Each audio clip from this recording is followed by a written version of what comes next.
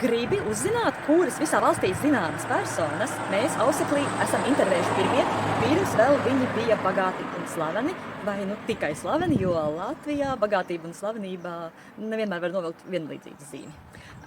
Mūsu arhīvā ir atrodama pirmā intervija ar kādreizējo saulēckrīvieti, kura kā sportiste šobrīd ir ļoti plaši zinām visā Latvijā, jo par viņas sasniegumu runā visi. Un tā ir neviena cita kā šķēputēja Aneta Porcija, sudraba medaļniece. Viņam tieši 15 gadus pagājis, kopš mēs rakstījām Vārdienas gaviļnieku interviju ar viņu. Es atceros, kā mēs sēdējām soliņa pie Saulesgrīvas vidusskolas.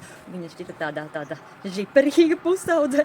Un toreiz stāstīja, ka viņa jau ir saņēmusi 9 kausus un 40 medaļas. Un vēl Anete atklāja, ka viņai patīk darīt blēņas. Un, viņa ir darītāja, bet iniciatore un kūdītāja ir labākā draudzene. Ja gribi izlasīt šo te interviju pilnībā, ieej mūsu mājaslapā sadaļā galerijas.